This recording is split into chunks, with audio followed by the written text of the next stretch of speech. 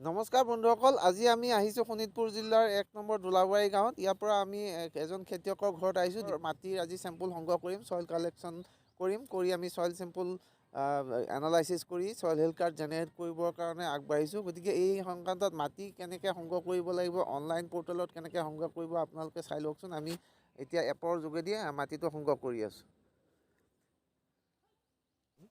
এতিয়া দেখুৱাইছে survey 11 number, এইটো ডাগ নাম্বাৰ, তাৰমানে ছাৰ্ভে নাম্বাৰ মানে ডাগ নাম্বাৰ আপোনাৰ খেতিয়কজনৰ পৰা ল'ব লাগিব। মাটিৰ কালাৰটো আমি গ্ৰে কালাৰ দেখিছোঁ, সেইটো এণ্ট্ৰি কৰিছোঁ। এইটো চেণ্ডি লোম হয়, অলপ পলসুৱা বালিচহীয়া মাটি। তাৰপিছত এৰিয়াটো আহিয়ে যায় অলৰেডি, সেইটো এতিয়া কৰাৰ পিছত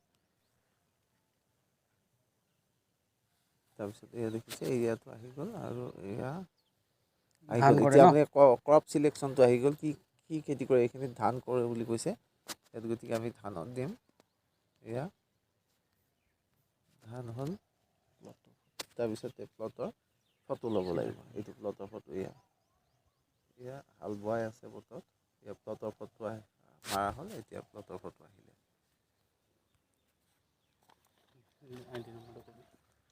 গতিকে চেম্পল সংগ্ৰহ কৰিব পৰা হ'ল।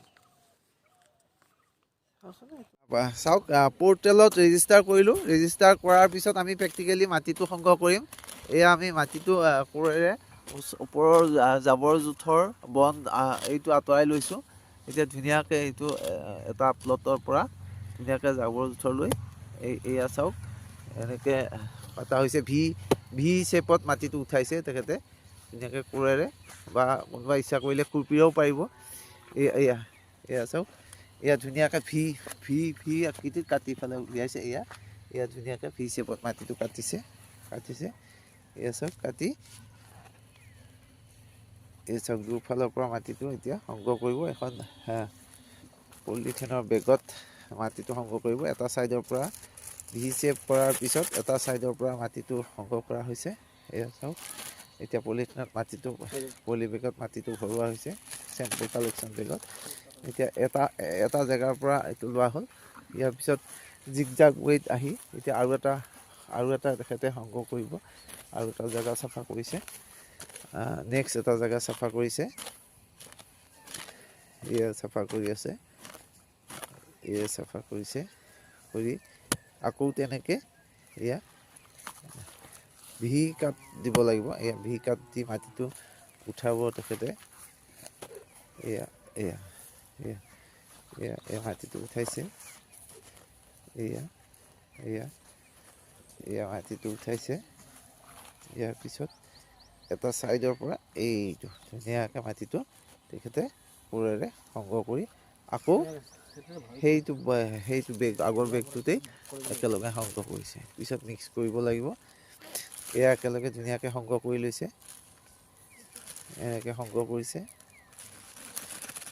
দুজন ব্যক্তি আহিছে, এজনে মাটিটো কাটি দিছে, আনজনে পলিথিনৰ বেগত সংগ্ৰহ কৰিছে। এয়া চাওক, এতিয়া একেটা প্লটৰেই আৰু এটা জেগাত ল'ব। এতিয়া আন এটা জেগাত ল'ব। আকৌ একে প্ৰক্ৰিয়াৰে তেখেতে মাটিটো ওপৰৰ জাবৰটো চাফা কৰি লৈছে। বন জাবৰ ধুনীয়াকৈ চাফা কৰি লৈ আকৌ তেনেকৈ এইটো ভি কাটত মাটিটো কাটিছে। এয়া আকৌ এয়া কাটিছে দি আকৌ এবাৰ সংগ্ৰহ কৰিছে।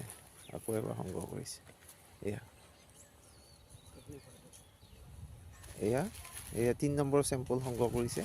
একেডৰা মাটিৰে তিনিবাৰ চেম্পলটো সংগ্ৰহ কৰিছে। আৰু মিনিমাম 3টাটো লাগিবই। আমি এতিয়া আৰু এটা ল'ব তেখেতে, 4টা ল'ব। 4টা লৈ গোটেইখিনি মাটি একেলগে মিক্স কৰিব লাগিব।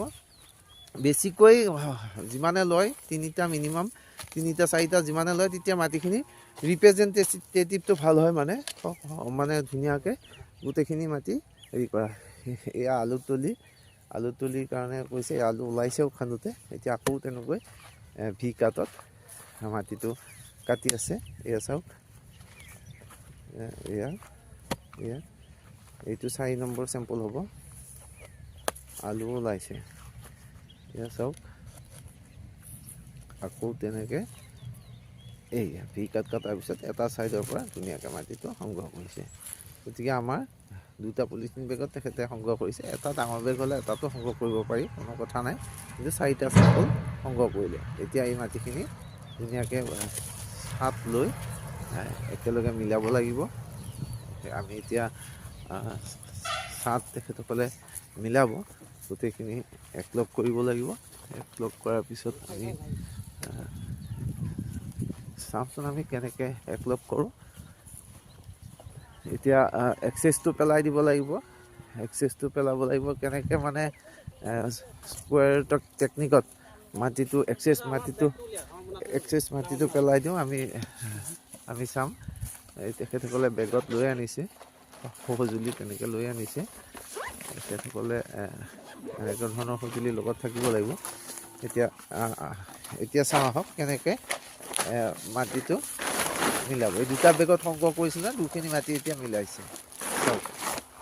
তাৰমানে 4টা চেম্পল সংগ্ৰহ কৰা হৈছিলে, 4টা চেম্পল এতিয়া একলগ কৰি লৈছে তেখেতসকলে। একলগ কৰি ধুনীয়াকৈ মাটিৰ যিবিলাক চপৰা সেইবিলাক ভাঙি মিহি কৰিছে। বন জাবৰ যদি আছে সেইবিলাক পেলাইছে। এয়া চাওক ধুনীয়াকৈ তেনেকৈ মিলাব লাগিব।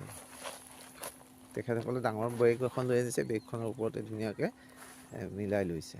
এতিয়া চাওক, এতিয়া গোটেইখিনি মাটি আমাক নালাগে। ইয়াৰ পৰা আমি এক্সেছটো ডিছকাৰ্ড কৰিব লাগিব। এতিয়া ডিছকাৰ্ড কৰাৰ এটা টেকনিক আছে, কেনেকৈ কৰিব চাওঁ আহকচোন। এয়া চাওক, মাজতে দুভাগ কৰিছে, এয়া দুভাগ কৰিছে, আকৌ ইফালে দুভাগ কৰিছে।